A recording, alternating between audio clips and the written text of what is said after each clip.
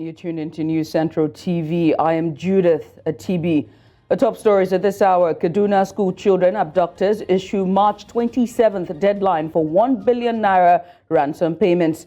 Senegal's top opposition leaders, Sonko Faye, released from prison. Al-Shabaab's fighters attack popular hotel in Somali's capital, Mogadishu. Details in a moment. The gunmen who kidnapped 287 students and teachers from the LEA Primary School and Government Secondary School, Kuriga, Kaduna State, have demanded that all ransom be paid by March 27, 2024. Earlier, the kidnappers demanded 1 billion naira for their release after they spoke with Jubril Aminu, a community leader. On March 7, 2024, the school children were abducted by the bandits who took them into the forest. Aminu, who acted as the representatives for the families of the hostages, said he received a call from the kidnappers on Tuesday. Meanwhile, the Nigerian military says it is collaborating with international partners to free the abducted students. Still on insecurity in Nigeria, the First Lady of the Federal Republic of Nigeria, Senator Oluremi Tinubu, has reiterated her call for stiffer penalties for kidnappers in the country. Now, she was speaking when she received in her office at the State House, Abuja, the senators representing the 3 senatorial districts of the Lagos state. Now, Senator Oluremi Tinubu appealed to the lawmakers to address enacting security-related laws to stem the tide of this crime. She also admonished Nigerians to help one another. And still on school kidnappings, the kidnap of over 250 school children from Kuriga, located in Kaduna State, northwestern Nigeria, has continued to generate reactions. While some citizens have blamed the nation's political elite for not learning from the lessons of the past, Nigeria's military is, however, assuring citizens that operations are already ongoing to rescue the students. Amadi Uyi reports.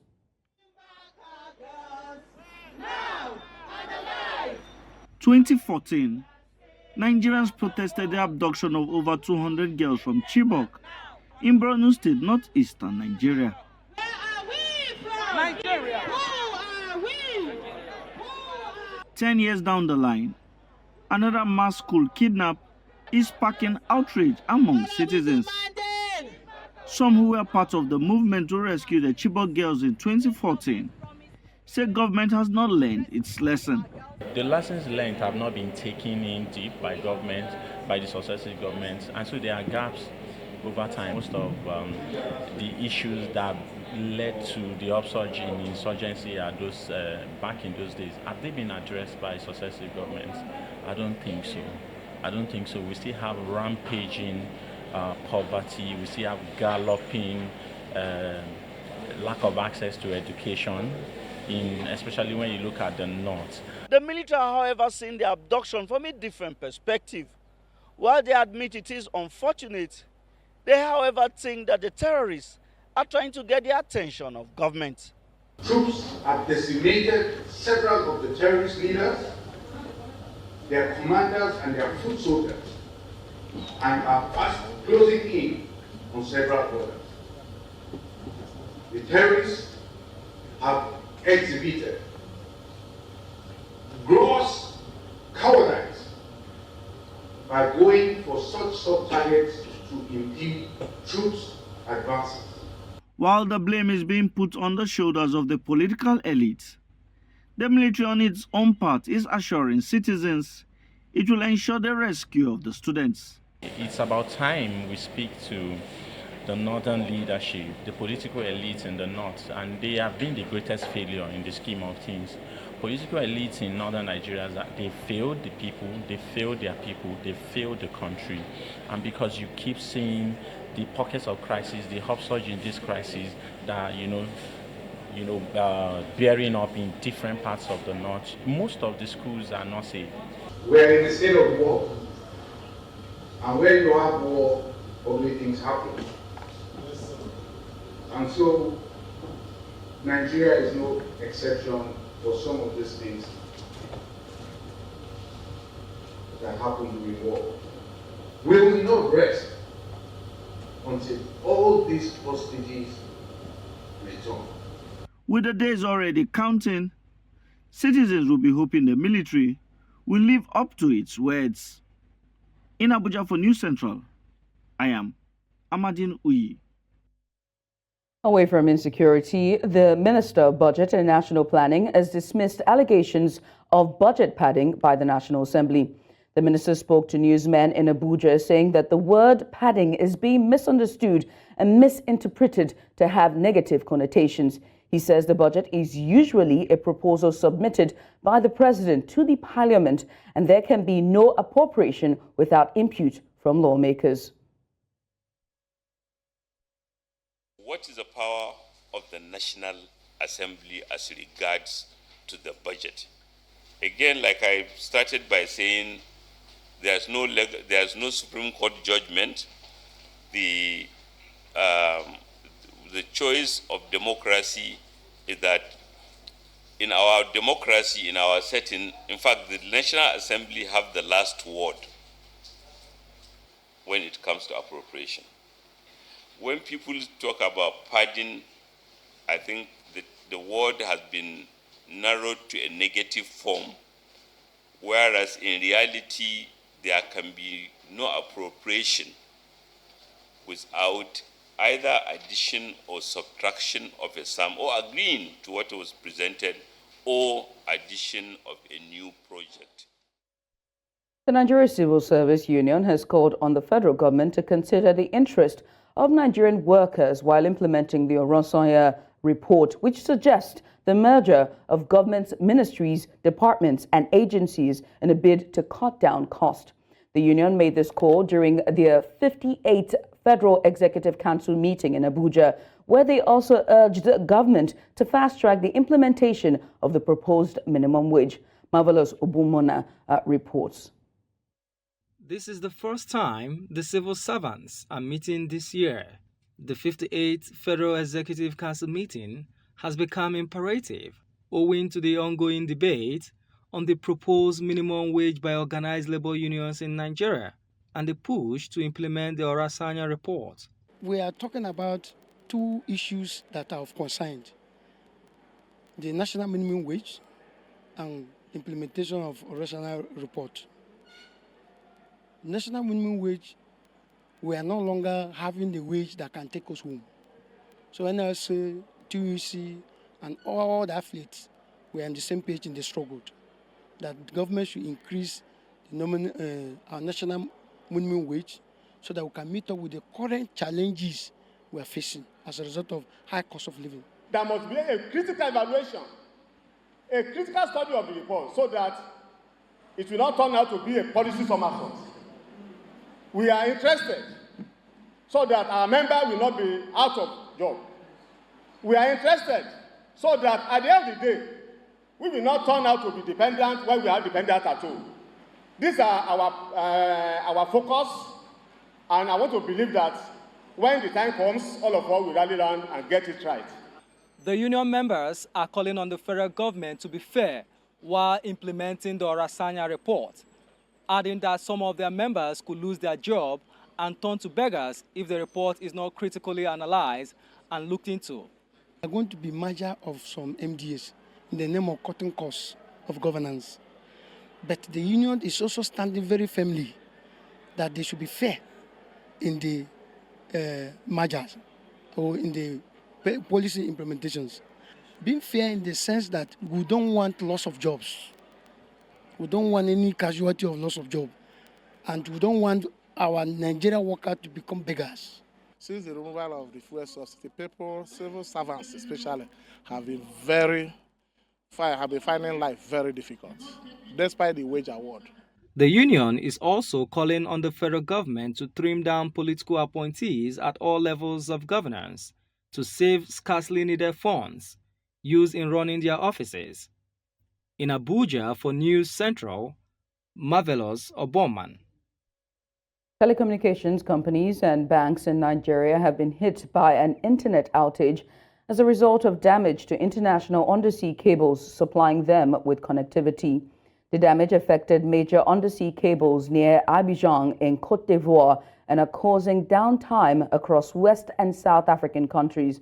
The West African cable system and the Africa Coast to Europe Main 1, as well as SAT-3 cables, are affected. Some bank networks in Nigeria have been down and unable to process transactions as a result of the internet outage.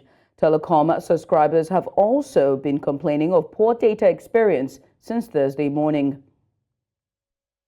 We'll take a short break now. When we come back, more on the other side. Stay with us. And welcome back. We continue now with some sad stories. As 2 years after ascending the throne, the Olubadan, Oba Olalekan Balogun, has joined his ancestors, throwing Ibadan into mourning. The monarch was said to have passed at the University College Hospital a few hours after he was moved into the facility.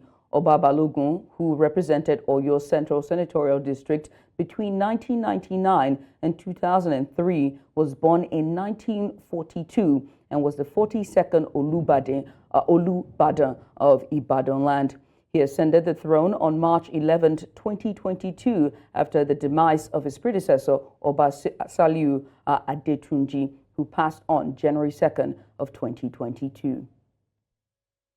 We'll move away now from that as the former governor of Ogun State, Olusegun Oshoba, and leader of Nigeria's Pan-Niger Delta Forum, Edwin Clark, have pledged their support for a change from the current presidential system of governance to a homegrown parliamentarian system.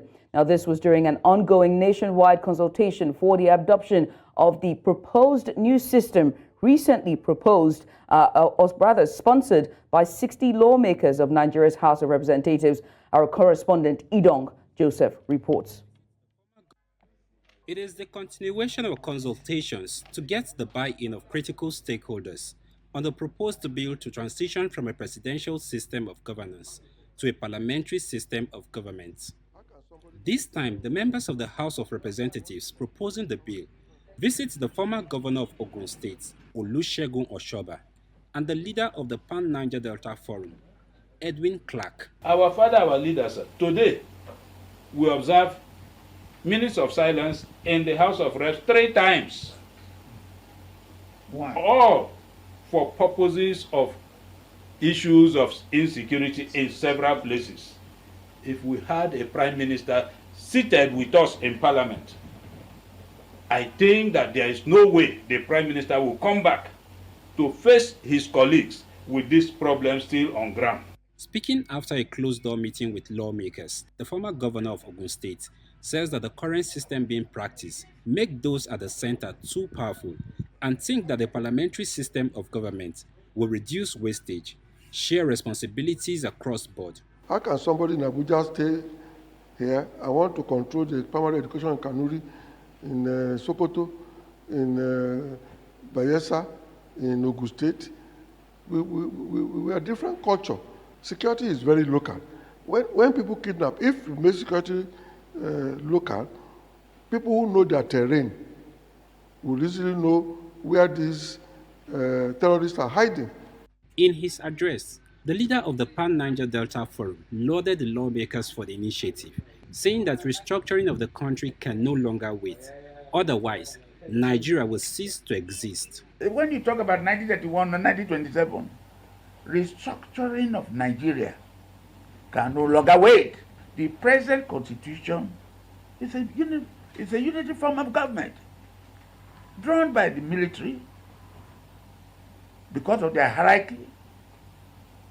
Now today, the president of Nigeria is the most powerful president in the world. They were tasked to revisit the National Constitutional Conference that was held in 2014. In Abuja for New Central, I am Amon Joseph. Now joining us to discuss this is Dr. Oludare Akinlaja. He's the managing partner at OAR&D Company. Doctor, you're welcome onto the show. Thank you so much for coming on. Thank you for having me. All right, let's get started, shall we? Yeah. Now, this proposed adoption of a new system seems to be garnering support, especially with these two juggernuts in the political or Nigeria's political scene now pledging their support. What do you think would have informed this or rather their decision? Well, thank you. The conversation has been ongoing for a very long time. If you see the report that was just given, you can hear what Edwin Clark spoke about, and that's about the conversations of restructuring. Over the years, people have always said that the top is heavy. How do you decentralize power to states? How do you make communities more responsible for their type of governance? We're a multi-ethnic culture, where dozens of tribes and languages. How do you then drive governance from the top, where it is directed at the man that's as a basic community somewhere in Angwandosa and Pateka and Kaduna or somewhere, So how do you take development directly to the people? So these conversations have been going on, and I guess one of the pillars upon which restructuring will be taken is going to be our style of governance. How this unitarian system, where there's one president determining what happens everywhere, top, bottom, is too complex. So I think this is part of the conversations of unbundling our constitution and affecting our governance and how we administrate the resources of our people. Right. Now, you just said one of the issues, one of the reasons why this is garnering support is basically our multiplicity in terms of our diversity and the tribes and grassroots governance. But isn't that what the local government should be doing? Isn't that what the local government councils are in place for? Isn't that why we have,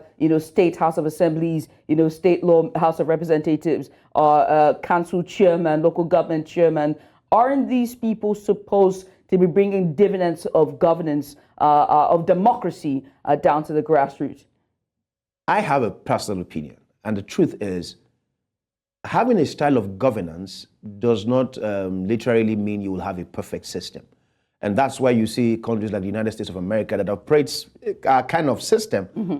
But because they have practiced it for so long, they have tweaked and tweaked and tweaked and found a kind of perfect way where they can really, really implement this. Now, you mentioned Nigerian local government. How many local government chairmen can implement at their own pace? Their funds are gotten sometimes from the state governors, okay? So, but in America, you have a state like California existing on its own. For instance, you have a state like California, they tell you maybe probably as the last check, it was the 8th largest economy in the world. That's a state. Okay, so America has designed within the framework of a presidential system a tweaked version that works for it. So the way we are structured now as a people, the local government chairmen really don't have any power, okay? I'm sure you remember the last time where there was some problem in Ogun State where chairmen had to go and beg and some things, because they don't have their funds. They can't generate funds themselves. They always have to collect. They always have to wait for someone to give them funds. And you know that saying that said, he who pays the money or he who blows the piper will always determine his tune. So that's the challenge with it, yeah. So I'm going to circle back to that in a moment, but let's look at the stats, right? So almost 17% of the House of Representatives are proposing this. It's like 16.6. That's 60 lawmakers out of a House of 360 lawmakers that we have, right? Yeah. Now, with this pledge from this juggernaut that we've seen, that's the former governor of Ogun State, Olusegun Oshoba, and the leader of Nigeria's Pan-Niger Delta Forum, and that's Edwin Clark. Do you think that more lawmakers will add to this 60 and join forces in this proposal? Well, what you see now is basically politicking. So some people will start, then you just walk around and try to get support of as many people as possible.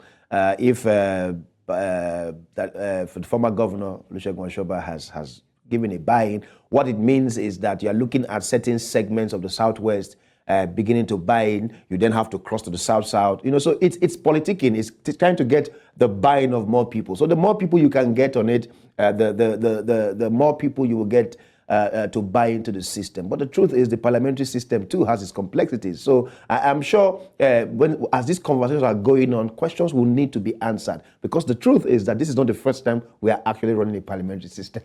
Right. I'm glad you said this, that this is not the first time that we're running it. We know that, pre-independence, we did that with the First Republic. It was done, a coup happened, and then it changed completely, right, to what we now have now. Yeah. It is metaphors over time. And Elias, I was going to circle back to this, and you said you compared Nigeria's democracy system to that of the U.S., but the U.S. have had years to tweak their system. Yes. Why can't we follow that footstep in tweaking, years, our own democratic system that fits us as Nigeria? Because we have our peculiarities. But why not do that instead and focus on a parliamentarian system of government? Why a parliamentarian system? Well, thank you very much. I'm a researcher, so I'll agree with you. You know, I believe in process. I believe in iteration. I believe in looking at the whole system. You're researching. You're trying to remove certain, conversations. So that's my belief. But I think because of the pressure of where we currently find ourselves as a people, the insecurity level, the economic challenges. So people are probably getting apprehensive and saying it doesn't look as if there's progress in sight. Why don't we just come heavy with the hammer on the system and just unbundle it at full speed? For me, I think we study our system, we iterate, and we begin to look at what benefits or what works for us, give some level of independence to states, to local governments, to councils. I think if we try that and we begin to build consistently and progressively, we'll see how it works. Like you just said, America has had over 100 or 150, close to 200 years of trying what works for it. And they have come up with this system that works for it. And even with this system, you still keep hearing them saying amendments. They keep changing how they vote. They keep changing how they, So I think we need to keep, and which is why I like that Edwin Clark mentioned the Sovereign National Conference that took place under the former president, Goodluck Jonathan. I think that document was expressly looked at and done. And we should go back to that document and really begin to look at parts of that document that we can begin to implement. Dr. Oludario Akinlaja, thank you so much for coming on. I appreciate you. Thank you for having me. All right, we'll move away from that now as the National Identity Management Commission says it is working to ensure that Nigerians within and outside the country enjoy a seamless registration process for the National Identification Number. Abisoye Koka Oduseta, the Director General of the National Identity Management Commission, also stated that NIN registration was free for all eligible citizens and reaffirmed the Commission's resolve to ensure accessibility for all Nigerians in line with global best standards. However, some Nigerians are still facing frustrations in getting their NIN. News Central Bettina Nwoli has this report. The National Identification Number, NIN, is a set of numbers assigned to an individual upon successful enrollment. Enrollment consists of the recording of an individual's demographic data and capture of the 10 fingerprints. Head-to-shoulder facial picture and digital signature are all used to cross-check existing data in the National Identity Database to confirm there is no previous entry of the same data.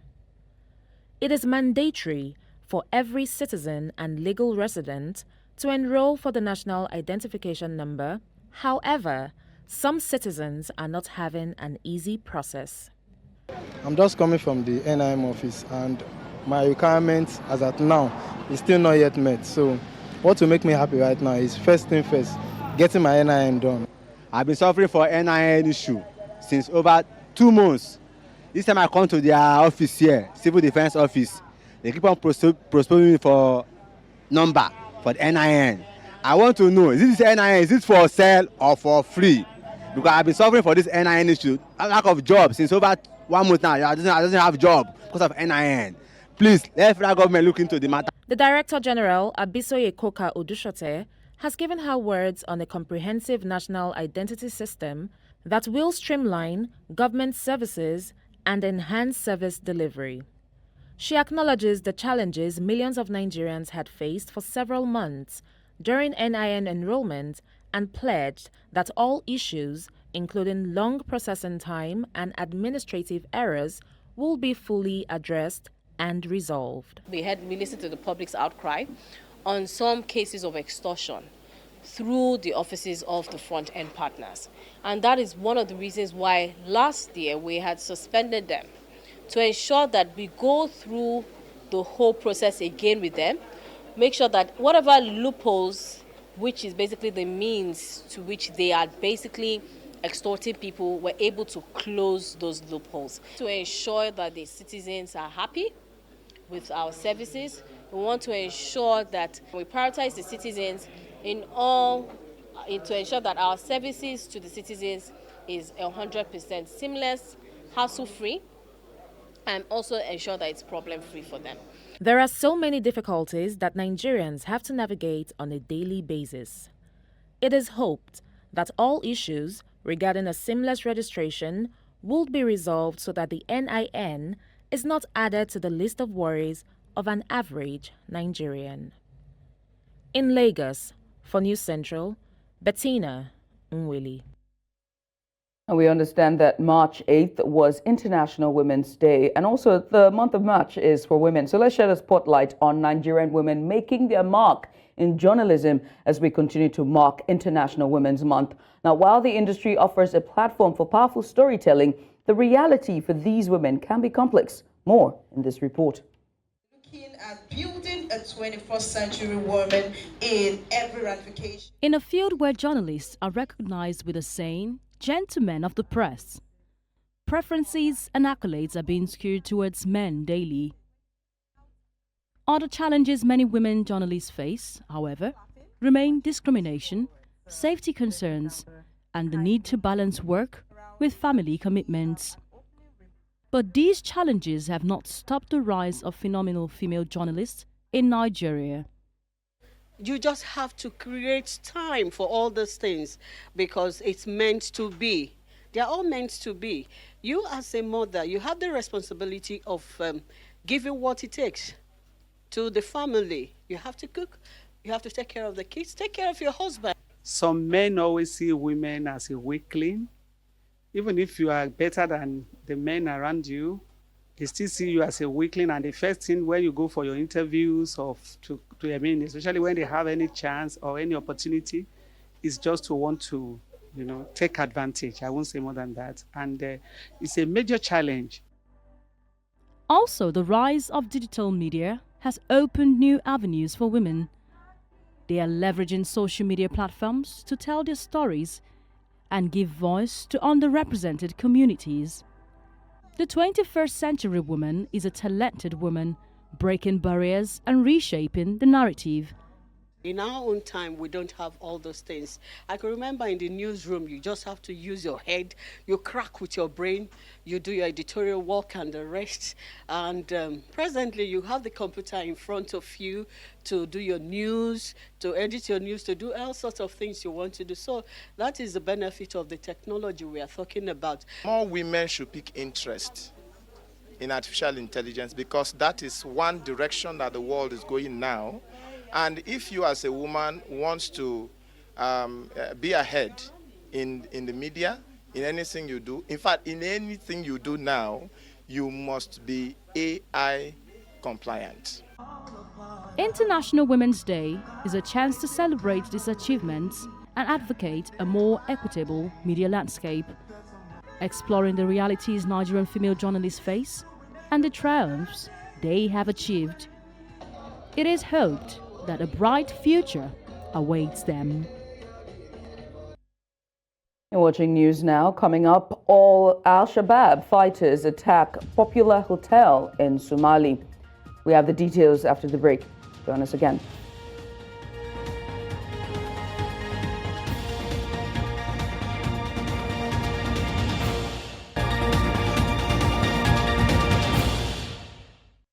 This is News Now on News Central TV. We continue with elections in Senegal. A Senegalese opposition figure, Ousmane Sonko, and his second-in-command presidential candidate, and that is Bassirou Diomaye Faye, have been released from prison in Dakar. Now, their release on Thursday evening comes 10 days before the presidential election.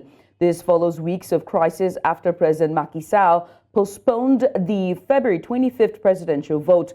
Sonko was at the heart of a bitter two-year standoff with the state and has been in prison since July. The opposition leader came third in the 2019 presidential election but was disqualified from running in 2024. Sonko has endorsed Faye, who has also been in prison since April 2023, to replace him on the ballot. And away from that now to Somali, where sporadic explosions and gunfire rang out from a popular hotel in the Somali capital early Friday. Now, hours after Al-Shabaab fighters attacked the site near the presidential palace. The assault broke a relative lull in attacks by the Al-Qaeda-linked terrorist group, which claimed responsibility in a statement, or rather in a brief statement. Armed militants stormed the SYL Hotel in Mogadishu at around 9:45 p.m. in a hail of bullets. Hours later, it's still not known if there were casualties, and there has been no official government statement on the attack. The former president of Ethiopia's southeastern Somali region has been released from prison after 5 years. Abdin Mohamed Omar, commonly known as Abdi Ilah, was arrested in August 2018 and charged with inciting violence in his volatile region. The charges followed fighting in the regional capital, Jijiga, and nearby towns that left dozens dead. On Thursday, the Justice Ministry announced that Abdi's charges had been terminated for the sake of people's interests. The restive Somali region is Ethiopia's second largest, but also one of its most unstable. Watching News Central, news now on News Central. Still ahead, voting begins in Russia as Ukraine steps up border attacks. Join us again after this.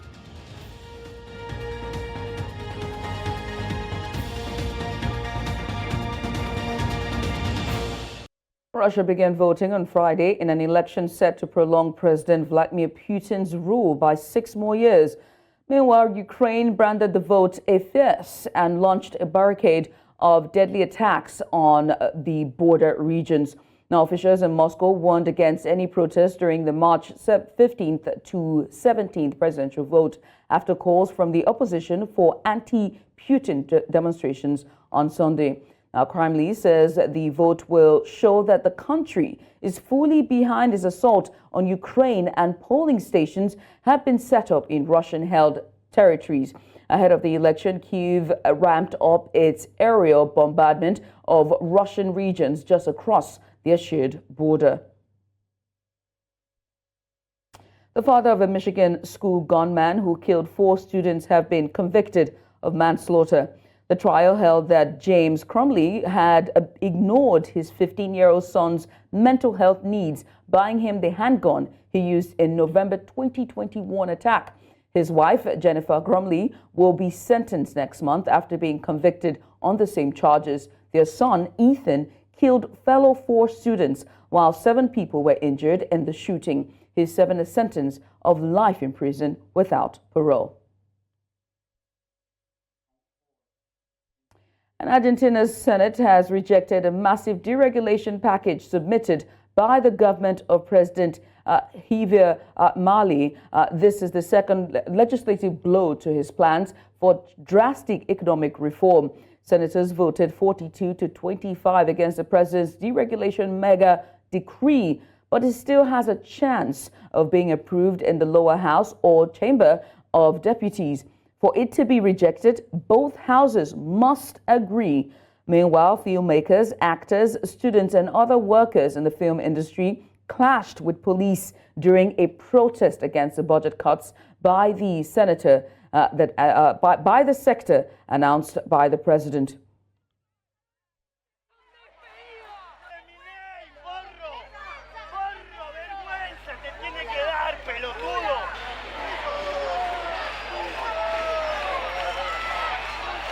Hay un montón de producciones paradas desde que empezó este gobierno, y va a seguir por un tiempo más. Y ahora lo que está diciendo es que se quiere vender el cine Gaumont. Quieren recortar todo lo que es festivales, que no son más festivales. El Festival de Cine de Mar del Plata lo quieren recortar, histórico. Ventana Sur y todos los festivales que financia el Inca lo quieren bajar. Es considerada una de las mejores escuelas de cine de Latinoamérica y ahora está en jaque con todo esto del corte de presupuesto. Estoy en mi 3er año, estoy haciendo mi tesis, significa que ya estaba a punto de recibirme. 3 años estuve intentando entrar a esta institución porque tanto significa para mí y ahora de repente puede ser que todo... When it comes to business, we face our focus now to the business desk as they have today's stories. Welcome to Business News. We begin in Nigeria. Nigeria's oil industry faces a potential investment slowdown, according to a report by the Economist Intelligence Unit. The EIU expressed concerns that indigenous oil companies lack the financial resources to replace departing multinational giants. These multinationals have been the backbone of Nigeria's oil production since its beginning. The report predicts a continuation of the trend seen in 2023, with a net withdrawal of foreign direct investment in 2024. The EIU cites a challenging business environment as a key factor. These issues, coupled with unfavorable currency exchange rates for foreign companies, are causing multinationals to reevaluate their presence in Nigeria. The EIU estimates that some companies have already begun pulling back, with Shell's recent sale of its onshore subsidiary being a prime example. And in East Africa, the IMF's executive board has extended the limit increase on countries' cumulative access to funds, allowing for more borrowing headroom. This is especially beneficial for countries like Kenya, which are nearing the normal limit. Last year, the IMF raised the limit for cumulative access to 600% of the quota, up from the usual 435%, and the annual limit from 145% to 200%. Quotas represent a country's share of IMF resources, and Kenya's estimate stands at about 100 billion shillings. The extension of the temporary increase in normal limits on members' annual and cumulative access to fund resources has been approved until the end of 2024. Kenya has utilized 378.5 billion shillings, equivalent to 378% of the quota, leaving it with a remaining capacity of 57.05 billion shillings. Cocoa shortages are causing chocolate prices to skyrocket. Cocoa processing plants in key African nations like Ivory Coast and Ghana are halting or reducing operations due to high bean prices. This will likely lead to a global rise in chocolate prices. This disrupts the established cocoa trade system, where farmers sell to local dealers who then supply processors and traders. Due to the shortage, local dealers are selling beans on the spot market for higher prices instead of fulfilling pre-existing agreements with processors. This leaves processors struggling to find beans and forces chocolate makers to raise prices. Experts predict a global cocoa deficit for the next 2 seasons, leading to even higher chocolate prices and the lowest cocoa stockpiles in 45 years. These are the business stories we're tracking at this hour. Thank you for watching. I am Perpetua Fasami Peter.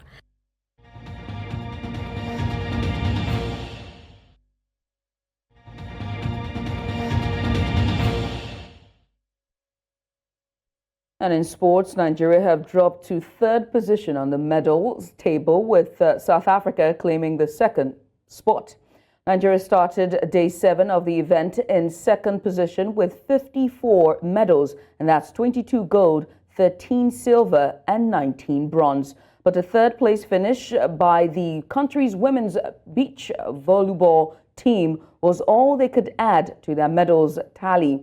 The poor outing by Team Nigeria on Thursday saw South Africa, who won 3 gold, 2 silver, and 1 bronze on the day, moved up a place on the table. Though both countries have won the same number of gold medals, South Africa boasts better silver wins and having accrued 22 compared to Nigeria's 13. Now, both countries are still some distance off Egypt, who lead with 115 medals, which comprises 65 gold, 27 silver, and 23 bronze medals. Nigeria's nationwide League One has signed a 964 million naira partnership deal with the New Year Mega Lottery, making them the official sponsor of the league. Now, the deal is expected to run for 4 years, first making the New Year Mega Lottery the official sponsor of the 2024 football season. Now, while unveiling the New Year Mega Lottery in Abuja, the organizers of the League One also revealed that the other sporting companies will provide technical support during the season. Marvelous Obomona reports. This handshake and the signing of this document between Nationwide League One and the New Year Mega Lottery signals the official partnership of both organizations as the 2024 football tournament is set to commence. The Nationwide League One is an indigenous company that is committed to the development of grassroots football in the country and the showcasing of young Nigerian talents, expected to provide them an opportunity to compete abroad. It's a 4-year working relationship with them, and we hope that within that 4 years we'll be able to transform the face of NLO, of grassroots football in the country, and that will give the young men, the young players we have in this country, a new lease of life. That will ensure that they have steady playing time within the league, and that will ensure that they have people looking out for them, especially when you have scouts coming to Nigeria to look at our league. And so we have a lot of things on our table and want to ensure that we have the responsibility to ensure that we brand this league. The New Year Mega Lottery says they will be investing a sum of 964 million naira in partnership deal that will run for 4 years. Basically, this partnership is meant to run for 4 years. The total amount, monetary amount for the partnership, both in cash and kind, is 964 million naira. We're offering them a couple of things like footballs, badges, of course the title partnerships fee, and other stuff that will come on it. Like, I think it's better we see it when it comes out, and other branding materials as well. But basically, it's a total of 964 million naira. The packages that New Year Mega Lottery is coming with, part of it is presenting a 32-seater mega bus to the winner of the league. They are branding our league venues. They are providing match balls. They are coming with souvenirs for most of the clubs. And they are again injecting resources into developmental programs for the league. Football as a sport is becoming professional, and hence the need for countries to rebrand their leagues and make it competitive. This sponsorship will add more impetus to the Nigeria Football League and make it a shining light in the international arena. In Abuja for News Central, Marvelous Obomman.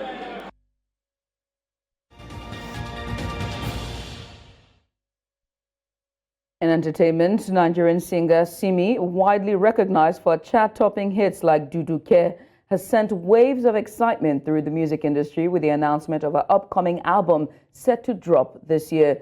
Taking to Twitter, the talented artist and mother of two shared the news, sparking anticipation among her devoted fans. With the previous album, To Be Honest, released in 2022, Simi's forthcoming project is anticipated to build upon her established reputation as one of the foremost figures in the Afrobeats genre.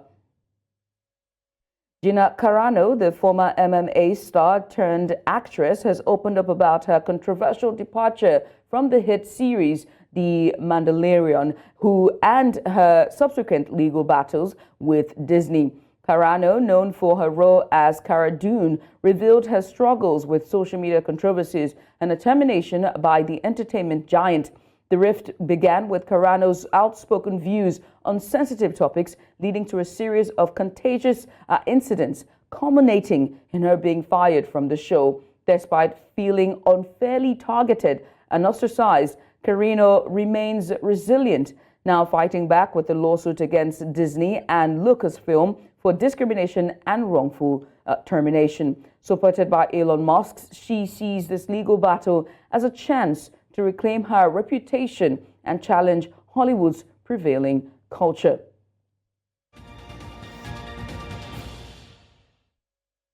And that's all we can take on news now. But before we go, let's take another look at some of the major stories. Kaduna school children abductors have issued March 27th deadline for 1 billion naira ransom payment. Senegal's top opposition leaders, Sanko and Faye, have been released from prison. We also told you that Al-Shabaab fighters have attacked a popular hotel in Somalia's capital, Mogadishu. Now remember that you can send your eyewitness report to the WhatsApp number on the screen. You can also follow us on social media. We are at News Central TV. You want to watch us? You can watch the News Central TV channel live on DSTV channel 422, Star Times channel 274, Avo TV, and YouTube.